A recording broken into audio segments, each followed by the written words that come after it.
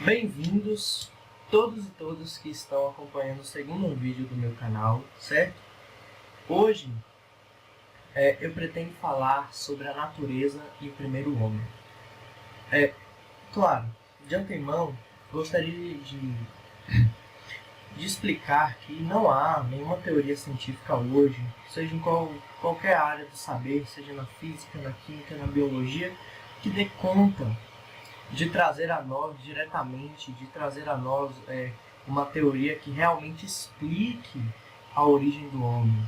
Então, certo, no meu vídeo, a proposta que eu tenho é trazer uma reflexão sobre o plano material e sobre a forma em que o homem se perpetuou no tempo e espaço no nosso planeta, tá certo? Essa é uma reflexão que eu quero trazer sem pretensão nenhuma de colocar aqui se é a única possibilidade, que a visão que eu vou trazer aqui ela seja a verdade, até porque eu não acredito que a gente possa falar de fato que há uma verdade sobre o surgimento do homem no planeta Terra, né? A gente pode dizer assim. Porém, é claro, a gente pode refletir, a gente pode, o que eu pretendo aqui é fazer justamente uma reflexão sobre a categoria humana, certo? Bem, primeiramente eu gostaria de apresentar o livro em que eu vou construir esse vídeo. É um livro muito interessante, é um livro pouco debatido, é um livro, eu não vou dizer esquecido porque eu não sei o percentual de leitura dele, mas é um livro que me parece que ficou subalterno, que ficou em segundo plano, mas é um livro interessantíssimo para qualquer área do conhecimento, seja biologia, história, física, química, certo? O livro é do Friedrich Engels, certo? Ele escreveu esse livro ali por volta de 1870, 1880, por aí, ou seja, ali caminhando para o final do século XIX, e o nome do livro, como vocês podem ver aí, é A Dialética da Natureza. A princípio, quando nós nos deparamos com esse livro, nós pensamos que meramente o Engels ele vai fazer um traçado sobre o método dialético e sobre o método materialista, né? Porém, ao ler de fato o livro, nós nos deparamos com outra realidade. O Engels, nesse livro, ele vai exemplificar a teoria materialista humana, certo? Então ele vai pegar lá desde Demócrito e Epicuro, que eram filósofos materialistas gregos, inclusive Demócrito foi o primeiro a falar em átomo, certo? E o Epicuro, que era considerado um discípulo dele, do Demócrito, também iria se basear nesse plano material. E aí a gente pode refletir um pouco mais, certo? Por que os filósofos gregos tentavam explicar a partir da aritmética, da física, até mesmo da geometria, o surgimento do mundo. Nós vamos perceber agora que, na verdade, todas as áreas do saber, elas dialogam entre si, elas não são separadas. Vejam bem, entre os séculos XVIII e XIX, nós sabemos que o modo de produção capitalista ainda estava em processo de consolidação. Então, grandes teóricos como Adam Smith, o David Ricardo, nações que ainda estavam se formando enquanto nações como a Itália e a Alemanha tentavam recuperar a todo custo a imagem humana, certo? Tentavam recuperar a todo custo as formas pelos quais os seres humanos, de certa forma, se reproduziram e chegaram ao nível da sociedade capitalista ocidental. Bem, nós temos, por exemplo, Hegel. Claro, a dialética hegeliana ela é fundamental para que a gente explique tudo isso, né? Para o Hegel, o mundo surgiu a partir das ideias, né? Ele não é à toa que a teoria dele é pautada no que chamam da teoria das ideias, ou seja, que as ideias criaram o mundo, que uma força superior o concebeu, certo? Em linhas grossas seria isso. Porém, ao mesmo tempo em que várias dessas teorias estavam surgindo, nós nos deparamos aqui com as teorias que resgatam justamente o pensamento do Demócrito e do Epicuro. Não é à toa que a dissertação de Karl Marx, para concluir o curso de Direito dele, tem um título de A Diferença entre a Natureza de Epicuro e Demócrito, né? O Karl Marx, enquanto materialista, ele estudou os filósofos gregos, né? E a gente tem, como outro exemplo de materialista, a gente tem o Feuerbach, que também escreveu um livro tentando desmistificar o cristianismo e tal. Mas bem, sendo mais direto, né?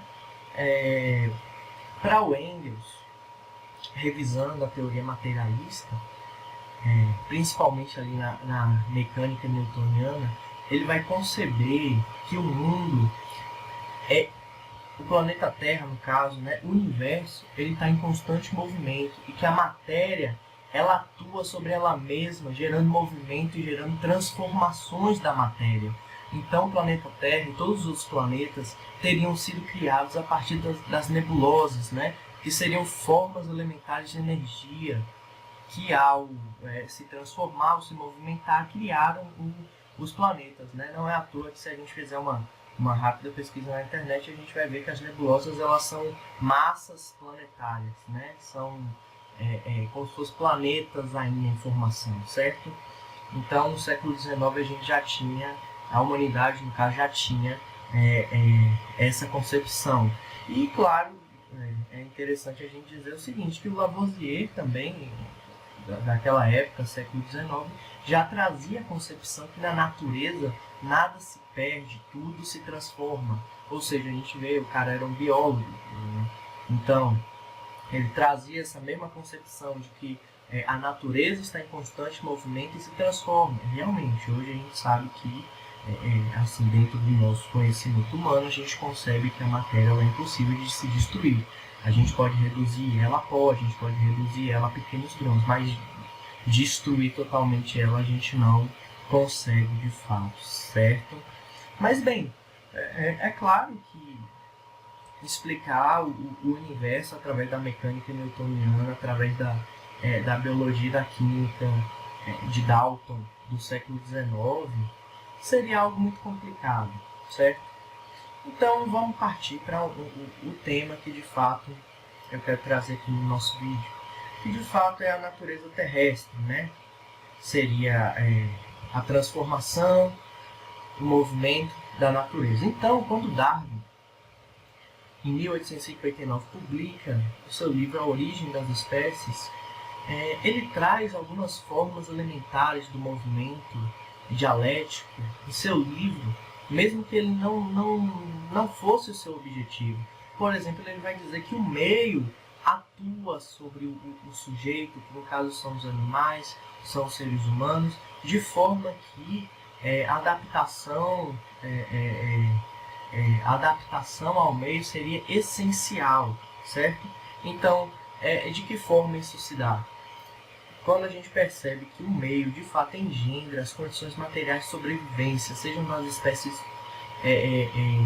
animais, vegetais, tanto da espécie humana também, a gente percebe que de fato o conceito de adaptação do Darwin, ele era de fato muito completo, certo? Porque o Darwin ele vai conceber, de certa forma, que a natureza, ao atuar como uma força sobre os seus objetos, né, sejam eles, desde que eles sejam animados, né, desde que eles tenham vida, claro, esses objetos eles estão sujeitos a transformações, estão sujeitos a participar do movimento dialético que o Engels fala. Mas o que seria esse movimento dialético, né? Bem, primeiramente, eu gostaria de respaldar que o movimento dialético ele parte de 3 princípios, sendo esses princípios sendo principalmente baseados na teoria do calor, na teoria do calor da mecânica newtoniana, da energia, certo? Na teoria do trabalho do Joule, em 1842, certo? Na biologia darwiniana. E, bem, Para o Engels, quando ele vai colocar essa questão do movimento no papel, ele vai perceber o seguinte: que na verdade a natureza ou os seres que atuam sobre ela, eles atuam com uma força, né? Essa força que na verdade, no primeiro momento, seria um movimento mecânico simples. Sendo esse movimento mecânico simples uma das formas do movimento dialético que transforma os meios materiais de subsistência e os transforma para que eles possam suprir as necessidades da vida que ali circunda, certo? Mas a questão toda é, e o homem? Onde o homem está inserido nisso? Bem, se a gente se apropriar, não precisamos se apropriar diretamente da teoria darwiniana de que o homem surge através do macaco, né? A gente não precisa fazer uma comparação desse tipo. Porém, se a gente perceber, o principal princípio do materialismo, que é o primeiro, seria justamente a capacidade de transformar o quantitativo em qualitativo. Mas o que é isso? Bem, é muito simples. O quantitativo, ele seria a forma elementar em que a natureza está posta. E o qualitativo seria essa natureza adaptada às necessidades de sobrevivência do meio material, certo? Então, por exemplo, o homem, enquanto hominídeo, em suas primeiras formas, certo? Bem antes de de chegar ao estágio do Homo sapiens, né? Nós podemos considerar que o movimento mecânico foi essencial para que o homem transformasse a natureza e pudesse se desenvolver, claro. Então, quando a gente percebe que o trabalho, ou seja, a capacidade do homem transformar a natureza, que eu vou aqui chamar de trabalho, certo? Pela teoria do trabalho de Joule, quando o homem transforma o trabalho transforma a natureza através do movimento mecânico simples, ele também está transformando a si mesmo, certo? E tudo isso vai depender justamente do meio material em que o homem está inserido. Por exemplo, é elementar que o homem, antes de ser o homem que a gente conhece hoje em dia, ele era um organismo que, pelas condições objetivas que lhe foram impostas, ele precisou aprender a trabalhar. E daí que surge o primeiro processo histórico, porque o trabalho ele foi aprendido, ele não é um processo natural do homem. Entende? O trabalho ele é um processo aprendido e ele é um processo histórico, ou seja, o homem levou anos e anos e anos, séculos, né? Na verdade, para aprender o movimento da transformação da natureza, para conseguir captar os movimentos da natureza das formas materiais que elas eram impostas, certo? Então, o trabalho, se a gente, como eu disse, considerar que ele era um movimento, que ele é, na verdade, um movimento mecânico simples, ou seja, a atuação da força humana sobre a natureza, a gente vai perceber que, de fato, quando o homem, por exemplo, pegava um tronco de madeira, uma pedra e raspava, ou transformava uma lança,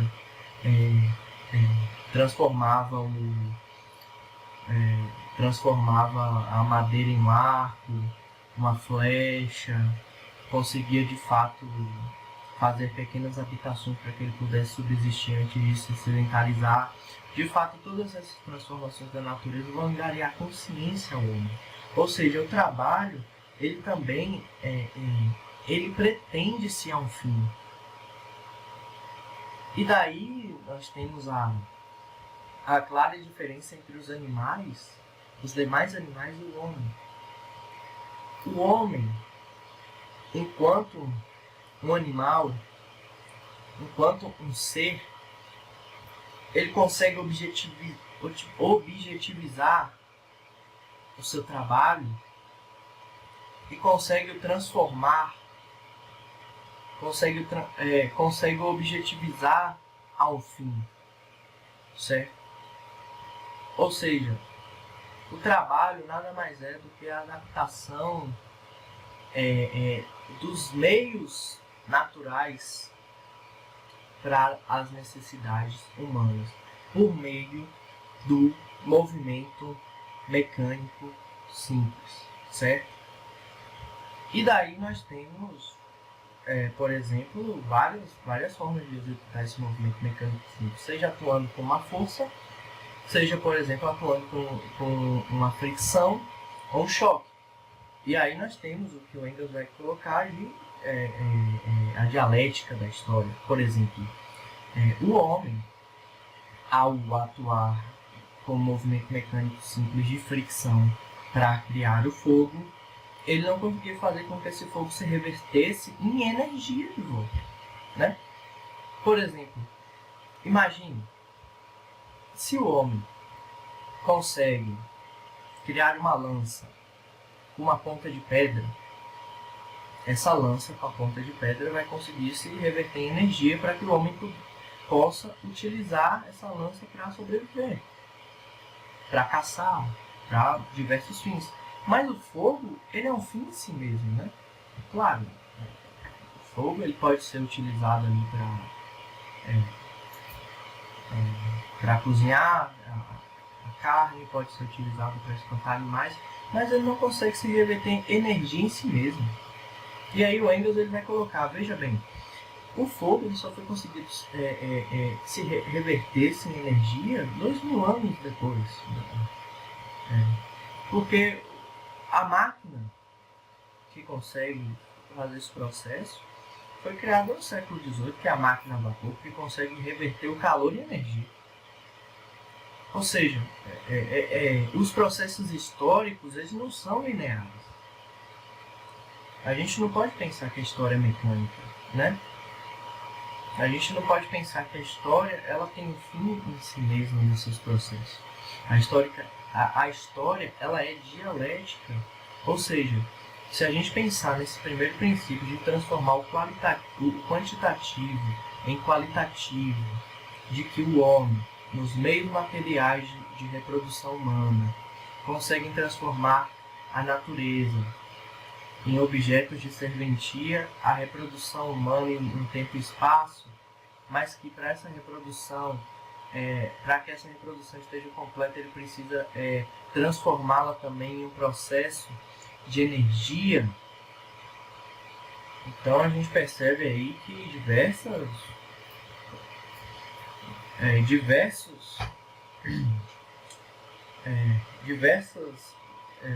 descobertas, diversas tecnologias, meios de produção, eles são, na verdade, parte desse processo histórico que não é linear, certo?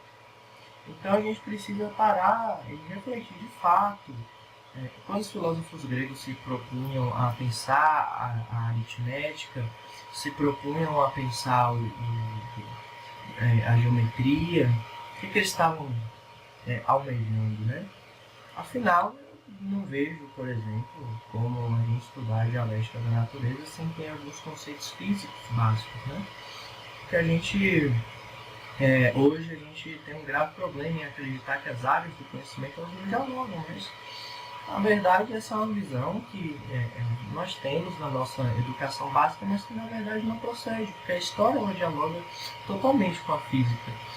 E se a gente perceber, prestem bem atenção, se o trabalho é o movimento pelo qual o homem transforma a natureza e reproduz a si mesmo no tempo e no espaço, por que não os modos de produção não tentaram controlar esse trabalho como um metabolismo ante a natureza? Por exemplo, veja bem, no nosso dia a dia, no capitalismo, a gente não vê isso cotidianamente. A gente não vê que a consciência dos seres, dos seres humanos, ela não se dá de forma espontânea. Ela é um processo histórico, ela é um processo A gente não nasce com todo o conhecimento do mundo.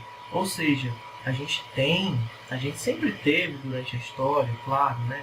Durante grande parte da história, na verdade, a gente teve esse processo de que o conhecimento ele fosse o conhecimento sobre o trabalho, sobre os meios materiais de reprodução, ele sempre foi objetivado como a fonte a base de todos os modos de produção durante a história. Veja bem, no modo de produção escravista, qual era a base da reprodução material da vida humana? Era o emprego da força escrava. No modo de produção asiático, no modo de produção compulsório, como eles chamam, o trabalho compulsório que se revertia em trabalho para a comunidade que estava no centro da reprodução material. No feudalismo, o feudo, que não é o feudo não é a terra que a gente está acostumado a ver. O feudo, na verdade, é um tipo de relação de concessão, certo? O feudo é um tipo de relação de concessão, um tipo de relação que ambas as partes fazem uma aliança política para que ambas possam se beneficiar. É uma relação recíproca, né? E o feudalismo, na verdade, se baseia nessa relação aí de submissão de uma das partes, mas sempre uma relação recíproca, né?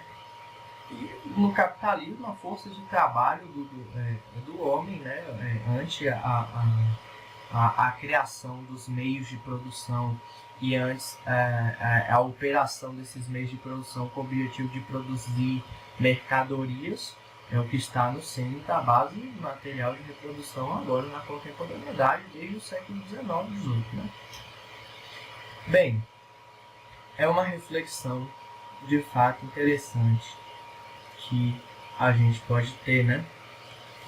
E, claro, a gente tem que pensar o seguinte, que o homem, enquanto ser, trazendo o homem para uma reflexão material, a gente percebe que, por exemplo, o homem ele é fruto dos meios materiais que ele encontrou à sua disposição. Ou seja, a cultura e a consciência, elas não são lineares. Elas vão depender da forma que esses meios materiais estão dispostos. Afinal, como é materialmente possível que, por exemplo, alimentos que não são nativos daqui do Brasil fossem conhecidos pelos índios, né? Por exemplo,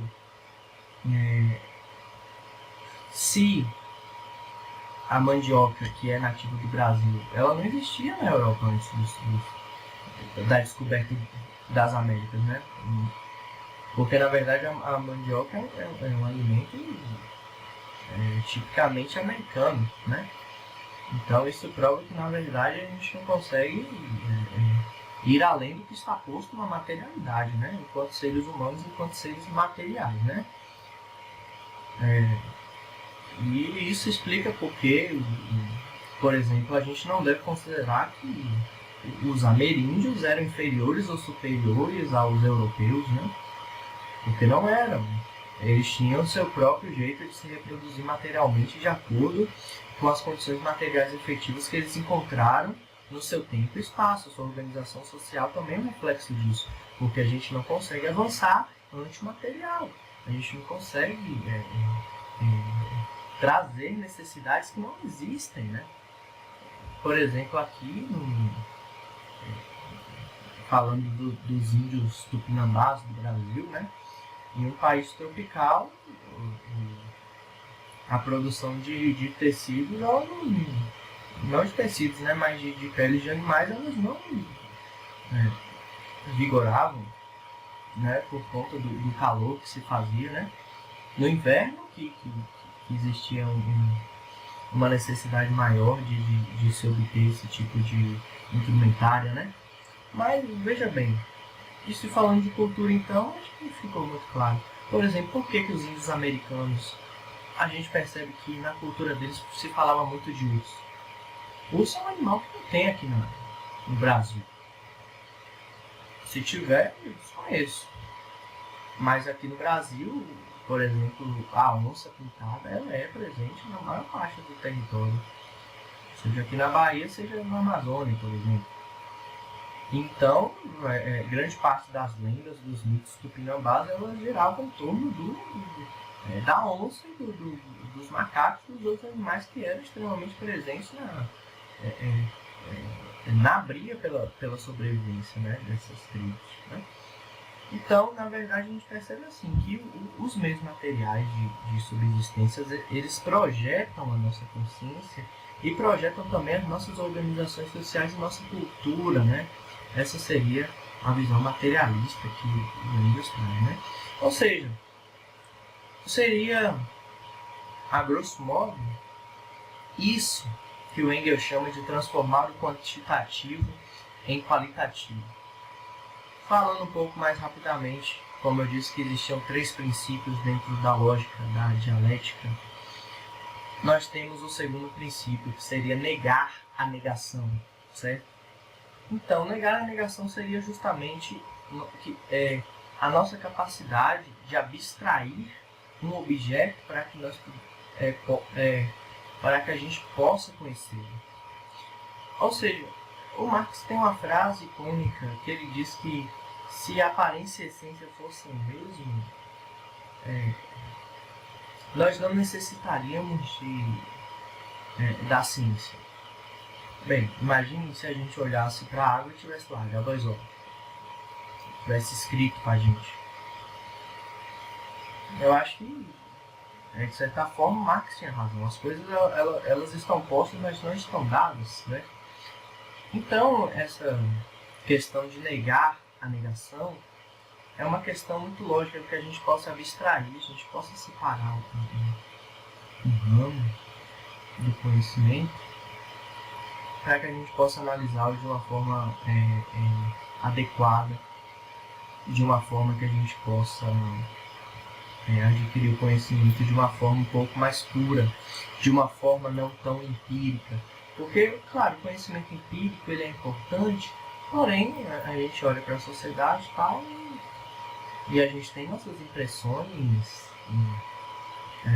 comuns, né? Porém, para que a gente possa conhecer um pouco melhor tais fatores sociais, a gente precisa pensar melhor sobre os fatores isolados, certo? Então seria justamente negar a negação, ou seja, tentar entender a realidade de uma forma em que ela não está dada totalmente, certo? Ok.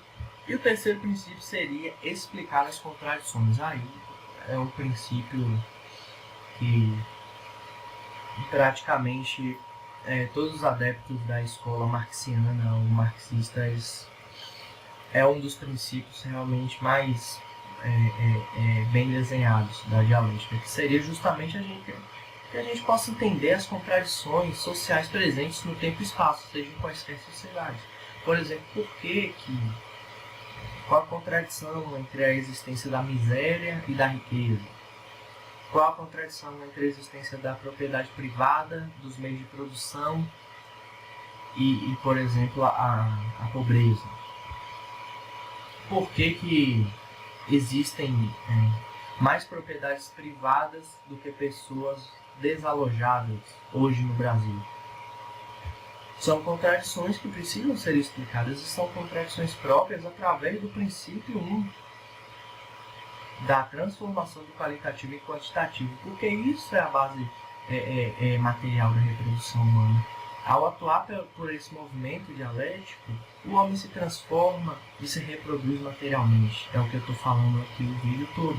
Ou seja, então o controle sobre o trabalho, o controle sobre a reprodução material dos seres humanos no tempo e espaço sempre foi objeto de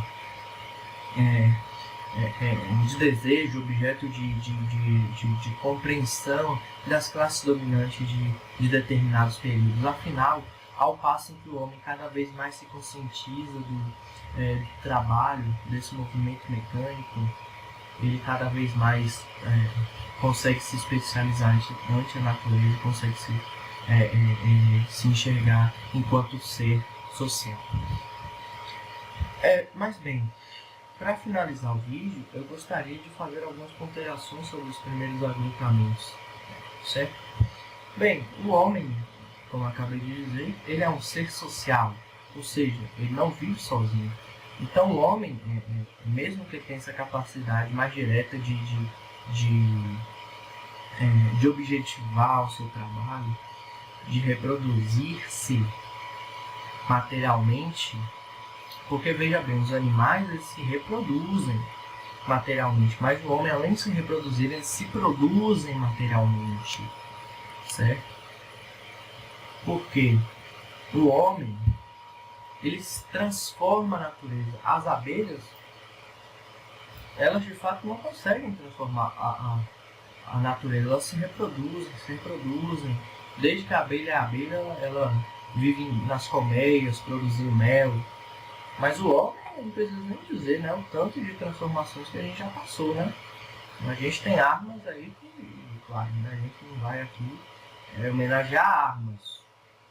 Mas a gente tem meios aí de destruir a Terra 3 vezes. Nós temos uma agricultura que consegue dar conta aí de 7 bilhões de pessoas. É muito interessante isso, né?